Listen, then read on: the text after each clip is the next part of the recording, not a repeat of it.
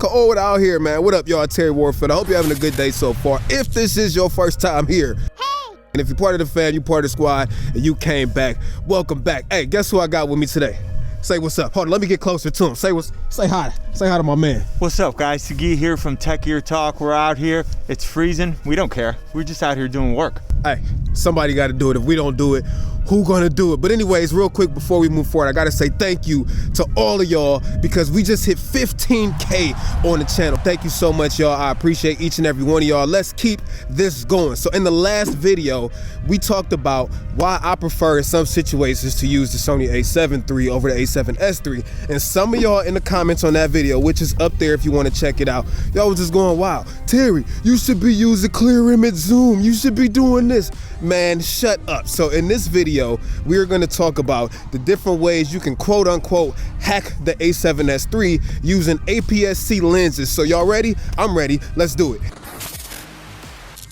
Ooh, it is cold out here. So the first question, can you use a full frame lens on the A7S III in crop mode? And the answer to that is yes. Sony advertises this. You can use APS-C mode on the A7S III with a full frame lens. However, you can only do it in 1080p. Now, the good thing about the A7S III is I don't know if you've seen 1080p out of the A7S III. It is crispy, but the good thing is all of your tracking modes still work. All of your frame rates are still available.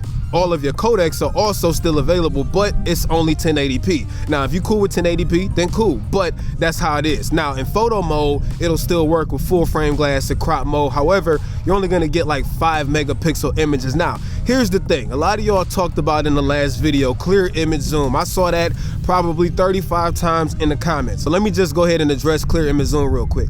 You can use clear image zoom in any of the modes, right? But clear image zoom only works up to 60 frames a second in 1080p or 4K. And on top of that, you lose all of your cool autofocus features. So no face tracking, no eye detect, no object tracking. So that's the reason why I'm making this video, because in my opinion, there's a better way to do it.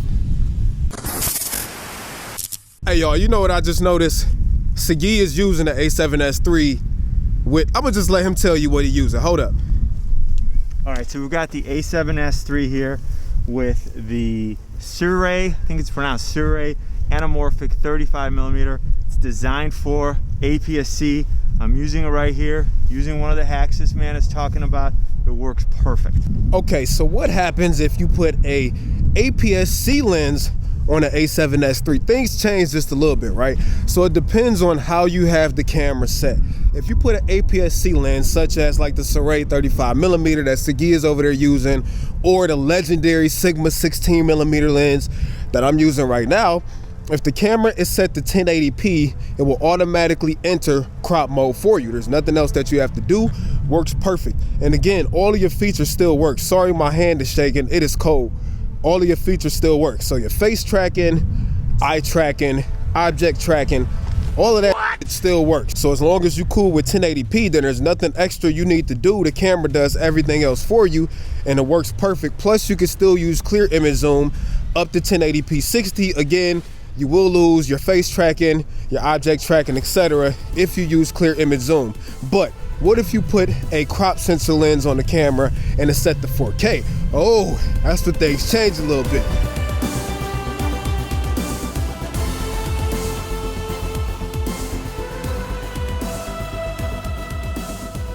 So if I put a APS-C lens on the A7S III and the camera is set to 4K, guess what happens? Nothing happens. You can actually still see the full frame. However, you will see a heavy vignette in the picture. And that's because the image circle is not big enough to cover the full frame with a APS-C lens. Now, here's the good thing about this. If you do it this way, everything still works. So your autofocus, your object tracking, eye tracking, everything still works. In fact, I'm doing it right now with the Sigma 16mm and my eye detect is still working. So the only caveat to this is if you do it this way, you can't see what the final composition is gonna look like, because in post, you'll need to punch in between 140 to 170%, depending on the lens.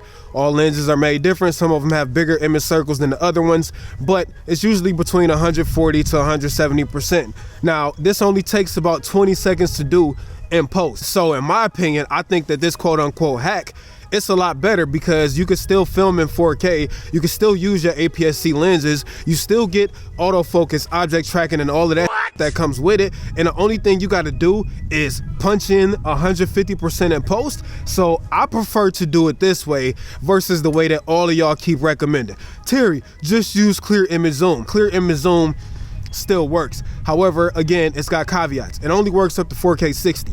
It doesn't work in 4K 120 frames per second or 1080p 120 frames per second. And again, you lose all your object tracking, your autofocus tracking, all of that stuff. So the only benefit of doing clear image zoom in camera is you don't need to crop in and post. Aside from that, there's no difference in image quality or anything like that. So it's like, would you rather take the extra 20 seconds in post to be able to keep your autofocus and object tracking and all of that stuff? Or would you rather just use clear image, not have quote unquote reliable autofocus in camera, and then which way would you rather go? I know which way I would rather go. All right, this is the Terry Warfield from the future, or the past, because you watching, you know what, we're not even about to play that game. I wanted to show y'all real quick on the computer like how this works. I know some of y'all are visual learners and not listening to Terry ramble on for 8 minutes learners. I got a clip already imported into Final Cut Pro. I'm using the 16:9 timeline, and this is what it will look like in camera if you're using this quote unquote hack 4K no crop mode with an APS-C lens. Now again, in this clip, I have face detection, eye autofocus, all that good stuff, and this is what it looks like. So I was using the Sigma 16mm f1.4. This is 16mm because the A7S III did not apply crop. Now, as we talked about, on the edges of this frame, you see vignette. Now again, some lenses may show a stronger vignette than others, but this is what it will look like, and also what it looks like on the back of your camera. Now let me show you how fast it is just to crop in. Now here's the beauty of this also. I can crop in or not crop in as much as I want to. It just depends on the look I'm trying to go for. So let's go to 140%. Let's go to scale, 140, boom. That's about 24 millimeters. That's what the 24mm f1.4 looks like if I were that distance to the lens, which is my typical vlogging distance. That's what it will look like. Now, here's the dope thing. Let's just say I don't want to punch in that close. I can just back off on scale. And the good thing is, let's just say I wanted to go like this wide. Even if there's a little bit of vignetting on there, there's tools in Final Cut Pro or whatever NLE you're using to get rid of vignette. I think this method is far superior to clear image zoom. Now, let's go ahead and finish the video. Now look, as usual, you could do whatever the you want to do. I'm just telling you, in my opinion, what I think works best if you want to use APS-C glass on the A7S III with 4K. You can do whatever you want to do though. It's your world.